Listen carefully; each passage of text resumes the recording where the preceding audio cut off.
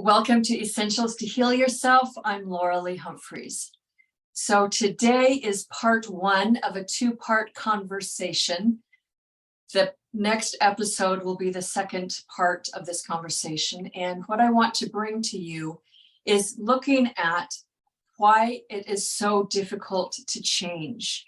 What is some of the most difficult things that we have to encounter when we're dealing with health issues and how to reverse them, regardless of what it is, whether it's gut issues, neurological issues, structural issues, or anything. And that is looking at our mindset, what we think about our bodies, what we think about ourselves, what we have been taught about what it takes to heal ourselves. True healing is ultimately about the internal workings of changing your mind. And in my opinion, this is one of the reasons why it's so difficult. So let's talk about why and let's break this down some.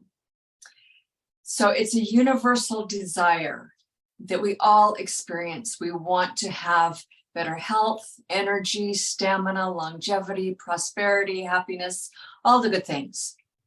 You know, we say that's what we want. And yet, do we really truly have the desire, the commitment, the internal fortitude to actually put those things into action? The necessary steps and changes that would produce those results that we say we want. You know, when you have a desire like this that comes up, think about a time when you experience, you know, I really want this and this and this, or I really wish I could do this and that with my health or any other area of your life. What really comes up for you? Do you rationalize it away and say, oh, that's just, you know, talk about what I wanted maybe 20 years ago, or if I was 20 years younger, I could have done it, but now it's like, nah, I don't want to, I don't have the energy, the stamina, the motivation, you know, so you're just going to continue following the same old things that you did the last 30 years and then wondering why nothing has changed. Or when you have those thoughts and those urges of, you know, I really would like some different situations, some different circumstances with my health in my life. Do you really dare step out into the unknown to do what it takes to make those things happen? To go into new territory, learn new things, being willing to look at what you've previously thought and really, truly, honestly challenge your ideas and your beliefs about the thing. You know, in my experience, not a lot of people are really willing to do that because it takes work and it's often not always fun or easy because you have to look at hard truths about yourself, hard truths about what you were taught, about how life is, how the body works, what's really going on in the world, what's truly the status of the healthcare system that we've been taught to trust, how the body actually works. We're challenged to look at who we have been taught to believe that we are and what our place in the world is and what our role is. Ultimately, the questions and the inquiry has us come face to face with ourself. And for so many people, that's a very difficult, uncomfortable, painful place to be. So I don't know about you and where you're at with that, but that's what comes up that we need to look at when we feel the urge to grow and expand and experience what we say we want. Greater health, energy, longevity, etc. You know, life is ever seeking fuller and greater expression and expansion and experience. You could look at it as life, the divine spark of God, if you want to call it that. The forces of life and creation are always moving. And whether or not they find a fuller expression through you, as you, that is your choice, that's at your discretion. However, the urge, the potential for greater growth and healing and experience and expression is always present. It's a natural, innate urge of life and creation itself. And you, as a spiritual, energetic, creative being that's not separate from the whole of creation, where you are a part of life, this urge, this desire is going to come through you for creation, for life to be expressed through you, as you, in a greater manner than what it currently is. So when you experience these internal nudgings, then I encourage you to look at them, pay attention to them, and honor them. Don't just brush them aside, giving all kinds of excuses and rationalizations and criticisms and judgments and all the things. All of the knee-jerk habitual responses that we give to our inner nudgings.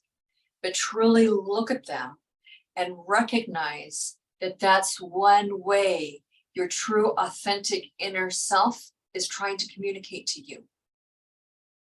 If you want to develop your intuition, then this is one way of starting to open that door, of really recognizing that the urge for greater expression is your divine spark of divinity wanting to wake up and express through you.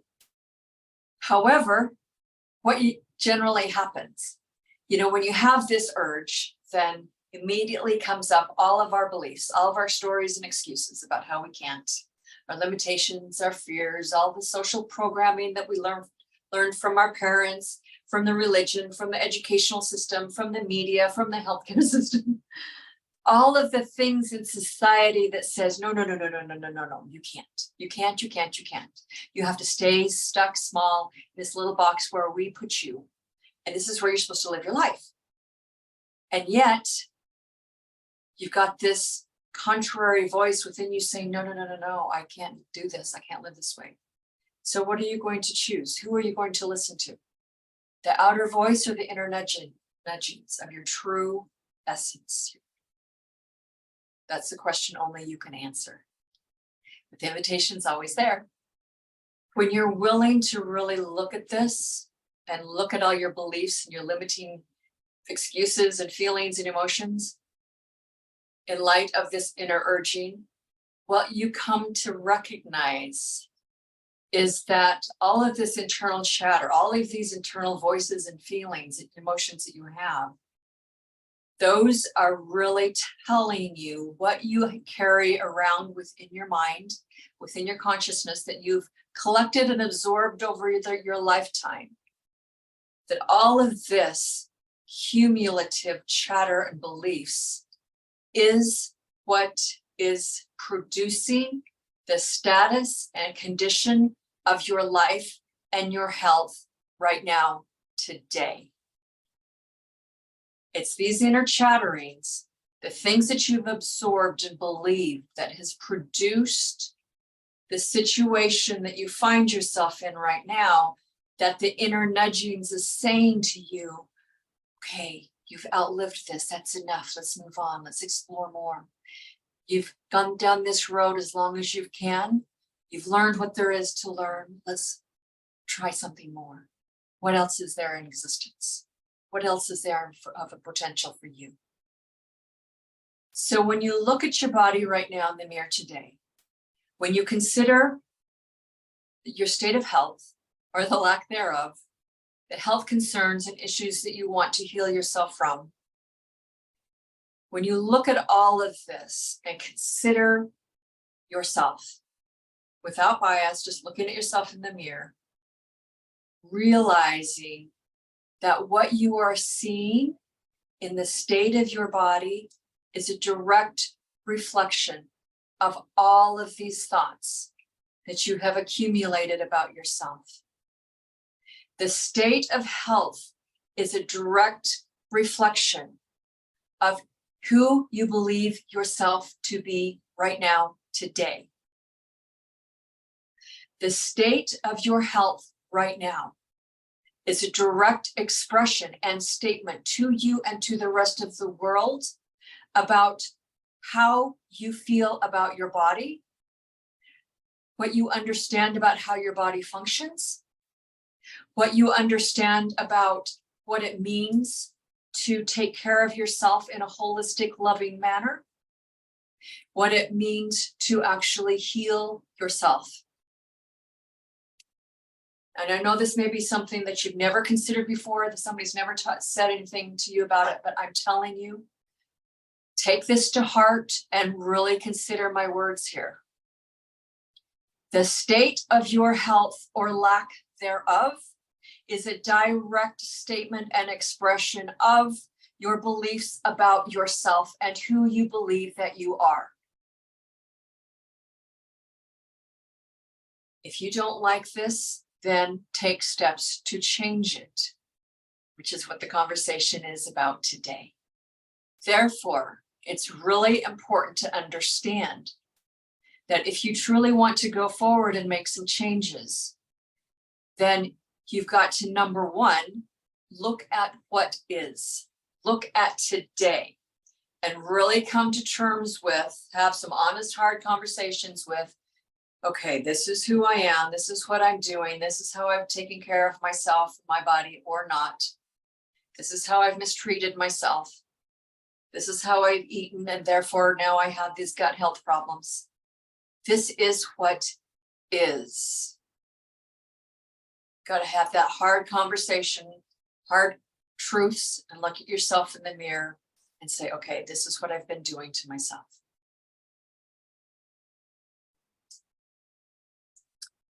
Number two, in order to make the changes that you desire, and this is where the work comes in, is learning to harness your mind. Now we get into the conversation about consciousness, the development of your consciousness. Learning to strengthen and harness your mind and direct where you put your attention, direct how you are using your energy or not, how you are managing your life force energy. Because remember, you are a spiritual being of energy. You are comprised of a highly complex energy system, electromagnetic energy system. How are you using your energy? It's always within you. You generate energy. You're a spiritual being. That's what it means. You're always in touch with, connected to the divine spark of life that wants this greater expansion and expression of life and health through you as you. The channel that happens through, or that of how you create that, is by managing your mind and your emotion and your energy system. How are you doing that?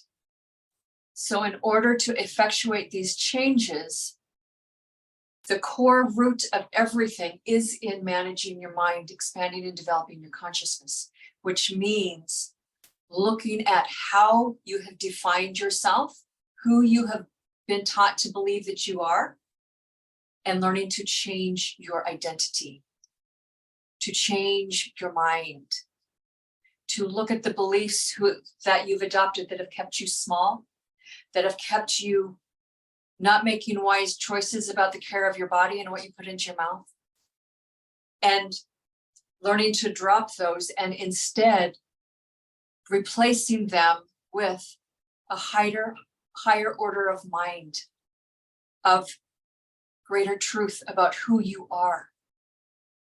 Is coming into touch with the more of the core essence of who you are as a divine spiritual being. You know, there's a common phrase that I think has been attributed to Albert Einstein, who said, you cannot solve the problems of today with the same level of mind that created them. You have to search for and reach to a higher level of mind.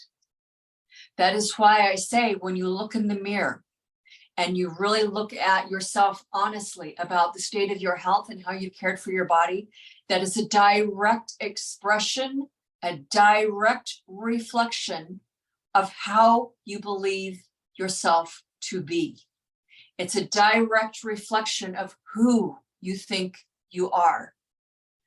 So if you want to change that, you've got to tap into a higher level of mind and expand your identity of who you believe that you are. One or an individual that expresses and is, that embodies health and vitality and prosperity and happiness, which is not who you currently are today in most cases. The process of doing this, of being willing and thoroughly committed to changing your mind, of becoming more of who you are, of expanding your scope of your identity, of expanding how you define yourself as a spiritual being, that takes you first to the doorway that leads you into your shadow. And this is why it's so difficult to change, is because the process of life, the process of healing and transformation and change takes you into the areas of yourself that you don't want anyone to see. The areas of yourself that you judge and want to hide from and feel ashamed of. The parts of you that are afraid. The parts of you that you don't want to express to anyone. We've been so conditioned as a society to look outside of ourselves for everything, for every answer, every solution, every authority figure, every sense of power, every answer to our inner yearnings. And I'm telling you, that's the wrong place to look. If you want to make any kind of changes with your health, legitimate, full changes where you completely heal yourself, you have to look within and confront the beliefs you've held about yourself, the emotions that are accompany that, the beliefs and attitudes that led to the habits, the actions, the choices, the lifestyle that created your health problems and your sickness and your illness in the first place. No one else did this to you. It's not just some mystery that came out of the closets like some boogeyman and just jumped in your lap and decided to pay you a visit and say, oh, here's a health problem. It's not a mystery. Disease is not a mystery. The creation of it is not a mystery. And it begins with your mind, with your consciousness, with how you believe yourself to be, how you've been taught about what it means to take care of your body, whether it's in alignment with natural laws of health, whether it's in alignment with the flow of life and creation itself, or whether or not it's going against that current of life force, whether it's going against the harmonious ways of living in accordance with natural law. And what does that look like? It looks like ultimately honoring and worshiping the activities and the cycles of death and destruction and disease. When you do not live in harmony with natural law and instead you refuse to acknowledge the existence of them, you're going to buck up against them and you're going to get bruised and broken and you're going to have a headache and you're going to be frustrated. It's like, why isn't anything working? It's because you're not living in harmony with natural law of how your body functions and natural law about what it takes to heal yourself and how your body is designed to heal itself. The reason we buck up a bit against all of this is because we've been so conditioned to believe that these natural laws are inconsequential, that they don't mean anything, that you can ignore them. When you're not willing to look at all of the beliefs you've acquired over your lifetime, deal with the emotional issues and traumas that are associated with those beliefs and experiences. when you insist on looking elsewhere outside of yourself, then you're just setting yourself up for problems and disease and misery. That's why I say, if you really truly want to heal yourself, it's a matter of training your mind, of looking at who you are. It's looking at the healthcare system and all of its corruption and how it's crumbling and the lack of integrity, and really coming to terms with the true agenda of the current healthcare system, that is all about making money, all about pushing drugs onto you, about poisoning you and keeping you sick, about suppressing disease, suppressing symptoms, all in the guise of teaching you that that's healthcare when it's not. It's about pulling yourself back from all of this and recognizing that it's time for a new creation. It's time to image or dream or intuit a new thing, a new expression of life, and allow the life force energy to move through you, to expand you and who you believe that you are. It's about creating a new reality, not just you yourself with your own personal reality, but then joining together with other individuals, other people, other humans who want the same thing as you. A reality system, a reality of healthcare where everyone thrives, everyone's happy, everyone is in joy, and where everyone honors the basic tenet of life, which is do no harm. Do no harm to yourself, do no harm to your body, do no harm to another person, do no harm to nature, do no harm to animals and plants, do no harm to life.